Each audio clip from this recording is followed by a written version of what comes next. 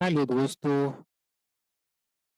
I hope आप लोग अच्छे होंगे और अच्छे से पढ़ाई कर रहे होंगे। तो चलिए आज एक टॉपिक और लेके आए हैं। 18वीं प्रवासी भारतीय दिवस है ना, जो 18th प्रवासी भारतीय दिवस जो कि भुवनेश्वर में हुआ है 2024 में, मतलब है ना 25 का, ये है 25 में हुआ है, सॉरी, है ना। तो उसका उसके बारे में लेकर आए हैं कुछ। इसमें एग्जाम रिलेटेड एग्जैक्टली होगा, सारा नहीं पढ़ना है, पीटी रिलेटेड जो है उसी में करना है।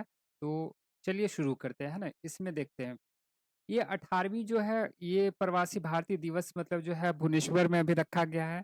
ठीक है, जो कि मतलब प्रवासी भारतीय दिवस जो एवरी 2 ईयर में, मतलब 2 साल में एक बार मनाता है। ठीक है, ये याद रखना है कि 2 साल में एक बार प्रवासी दिवस होता है।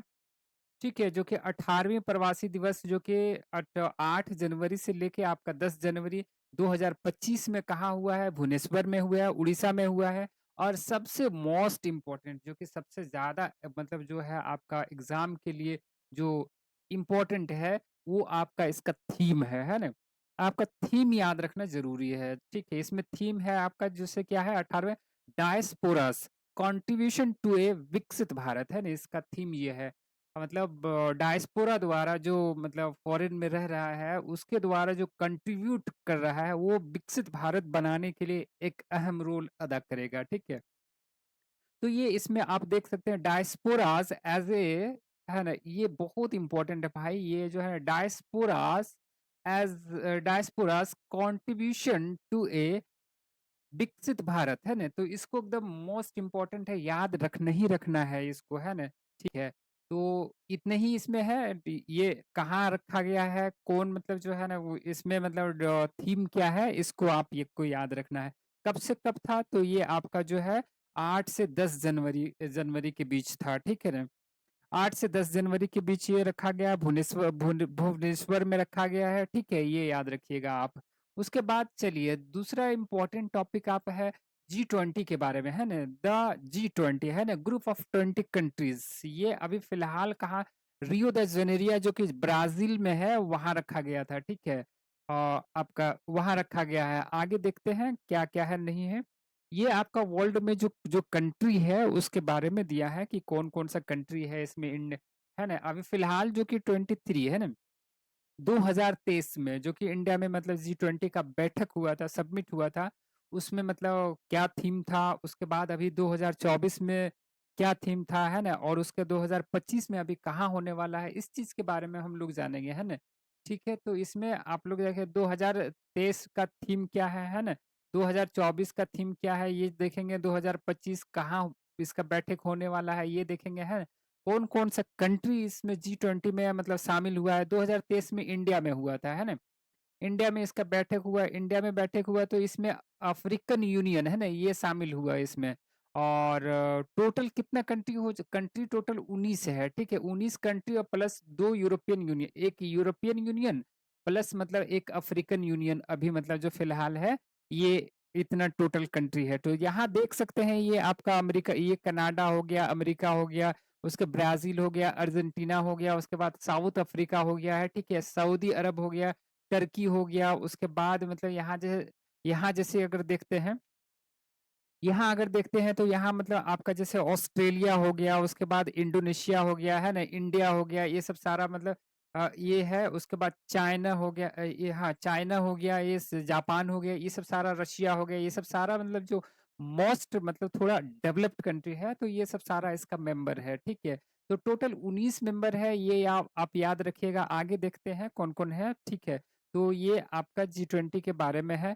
आगे इसका बैठक कहाँ हुआ है, थीम क्या है, इसका देखते हैं इसके बारे में। ठीक है, ये क्या है, देखिए ये एक तरह का इंटर गवर्नमेंटल, है ना। ये क्या है, एक इंटर गवर्नमेंटल मतलब फोरम है ना। 19 मेंबर सॉवरेन कंट्री है इसमें, और यूरोपियन यूनियन है, और उसके बाद अफ्रीकन यूनियन है इसमें। ठीक है, और ये मेजर इशू किस चीज पे डिस्कशन ये करता है, तो ग्लोबल इकोनॉमी के बारे में डिस्कशन यहाँ होता है। इंटरनेशनल फाइनेंशियल स्टेबिलिटी, है ना, ग्लोबल जो अर्थव्यवस्था है उसके बारे में, उससे रिलेटेड इश्यू जो है उसके बारे में डिस्कशन करता है बैठ के सबके। उसके बाद इंटरनेशनल फाइनेंशियल स्टेबिलिटी, कैसे इंटरनेशनल जो वित्त है कैसे मतलब स्टेबल हो। क्लाइमेट चेंज मिटिगेशन है ना, क्लाइमेट चेंज जो हो रहा है उसका मिटिगेशन कैसे किया जाए।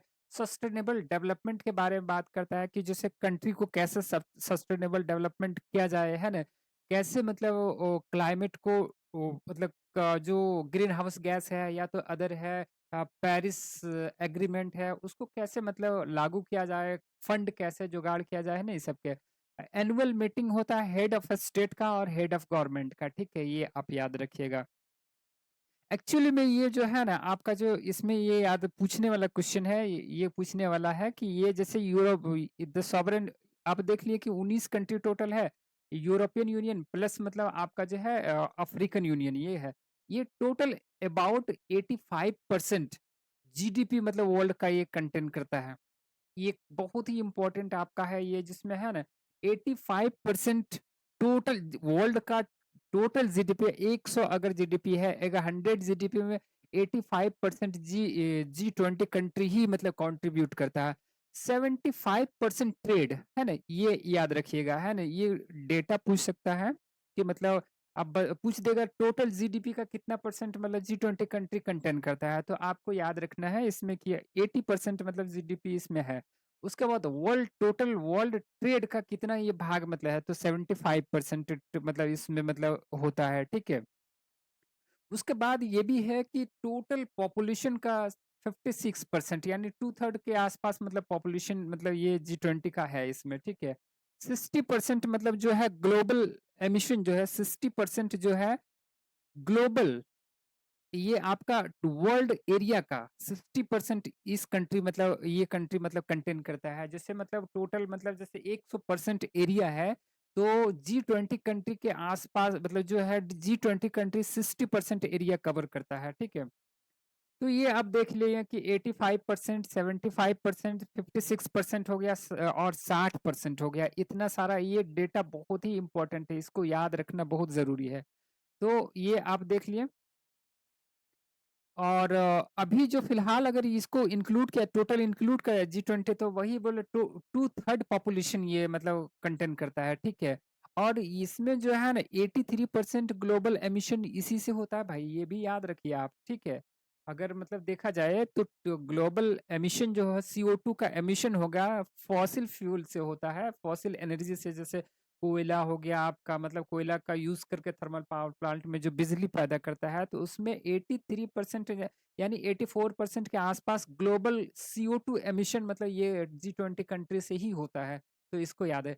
G20 कंट्री फाउंडेड मतलब जो है G20 फाउंड किया गया था 1999 में।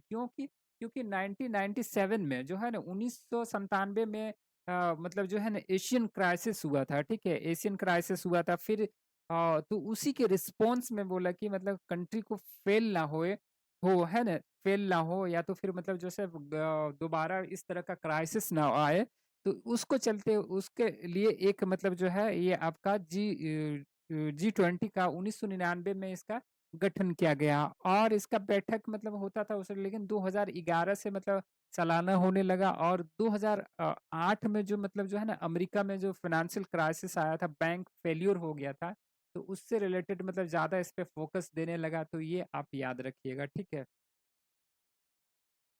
यहाँ तक हो गया। उसके बाद आगे देखते हैं। यहाँ जैसे मतलब आपका ये आपका है ना थीम है, आप थीम देखना, थीम देखिएगा। इसमें जो थीम है आपका, जो ब्राजील में 2024 में हुआ है, तो उसका थीम है building A just world and A sustainable planet, है ना। ये आपका 2024 में कहाँ हुआ था?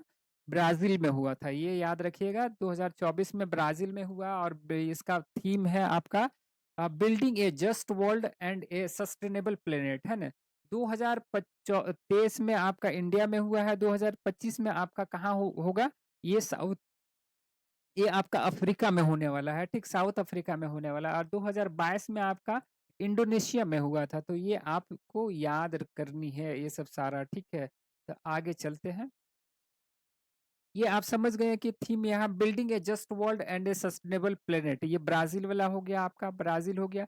और इंडिया में 2023 में जो मतलब 2023 में रखा गया उसमें वसुदेव कुटुंबकम मतलब जो था one health one family one world का जो कॉन्सेप्ट था उस पे था।